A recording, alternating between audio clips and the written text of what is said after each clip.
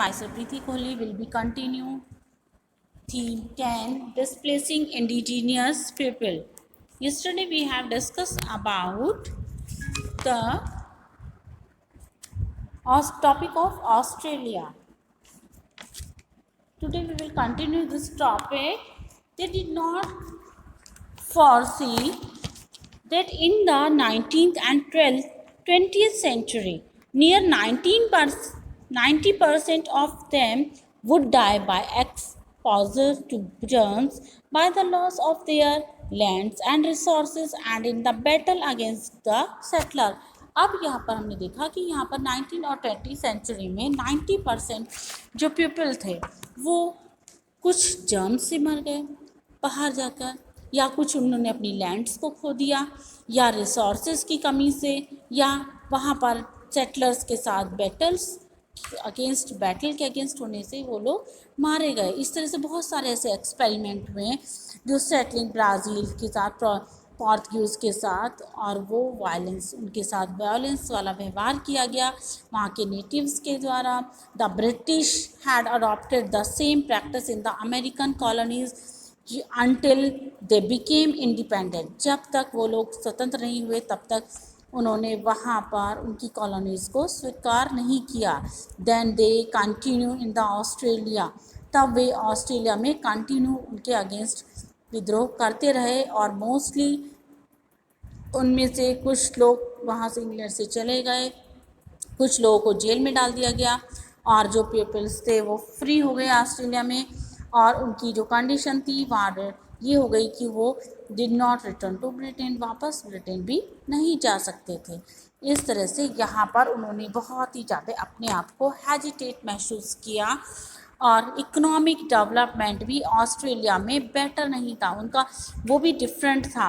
Vast farms थे, mining stations को establish किया गया बहुत लॉन्ग टाइम से, और बहुत सारे लेबर्स के साथ वहाँ पर इस्टेब्लिश किया गया। उन लोगों ने वीट फार्मिंग को फॉलो किया, और अपने कंट्री में प्रॉस्पेरिटी लाने की कोशिश की। इसके साथ साथ वहाँ की कैपिटल्स के द्वारा वहाँ पर 1911 में उन्होंने सजेस्ट किया कि वूल वीट गोल्ड को अपनाया जाए। अल्टीमेटली उन्होंने इसको Canberra native word meaning meeting place के रूप में उसको नाम दिया, और कुछ जो सम नेटिव्स थे वो एम्प्लॉय करते थे फार्म में, और कुछ under condition of the work so harsh, क्योंकि जो उनकी वर्क करने की कंडीशन थी वो बहुत हार्श थी। स्लेवरी डिफरेंट तरह की थी। Later Chinese immigrant provided cheap labor as in California, but unease about being dependent of non-whites led to the government in both countries to ban Chinese immigrant। इस तरह से वहाँ ऑस्ट्रेलिया में जो लोग पॉपुलर हो रहे थे, fear the dark people from South Asia और South East Asia might migrate to Australia, वह शायद वो ऑस्ट्रेलिया में चले जाएंगे, लार्ज नंबर में बहुत सारे लोग चले जाएंगे, क्योंकि जो गवर्नमेंट की पॉलिसी थी वो नॉन वाइट पीपल्स के अगेंस्ट थी। Okay, now we will start our topic the wind of change. इस तरह से 1968 में हर तरफ सभी लोगों चेंज करना चाहते थे, परिवर्तन की हवा चल गई थी। फ्रॉम 1917 से नॉर्थ अमेरिका में ऐसा हुआ कि सभी लोग जो वहाँ के नेटिव्स थे वो बहुत इच्छुक हुए, उनके अंदर क्यूरियोसिटी थी हर एक के कल्चर को जानने की, यूनिक वेज अंडरस्टैंड करने की, नेचर क्या क्लाइमेट का है, वहाँ क्लाइमेट का क्या नेचर है, क्या सेंस ऑफ कम्युनिटी है, हर चीज़ को वो लोग जानने की कोशिश करते थे। वह और एक उन्होंने हेनरी रेनॉल्ड ने अपनी पावरफुल बुक लिखी है वाई वरंट वी टोल्ड, हम क्यों नहीं बता सकते।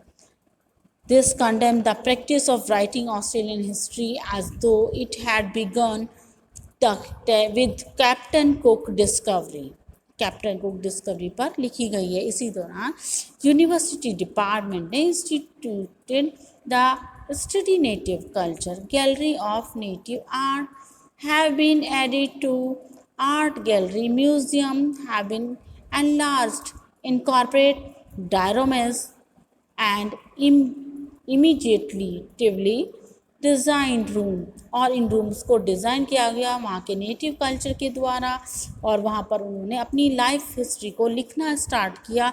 बहुत वंडरफुल एफर्ट किए गए, कुछ लोगों ने उनको क्रिटिसाइज़ भी किया, लेकिन उन्होंने इसको इग्नोर कर दिया।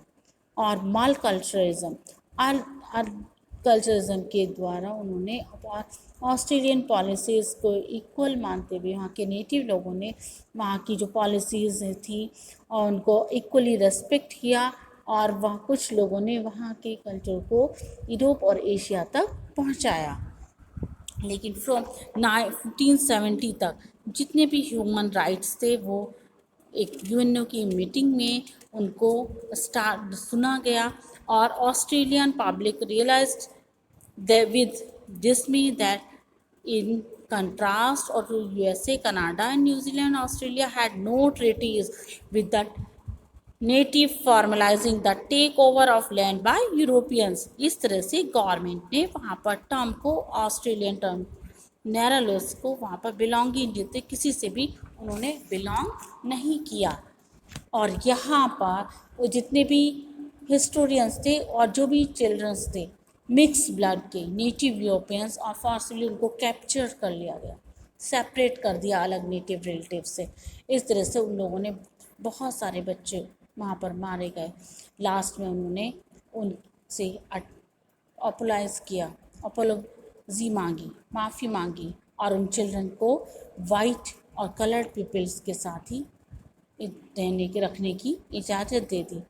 और एक लास्ट में नेशनल सॉरी डे मनाया गया और उनसे अपोलॉजी मांगी गई जिन लोगों ने अपने बच्चों को खो दिया था।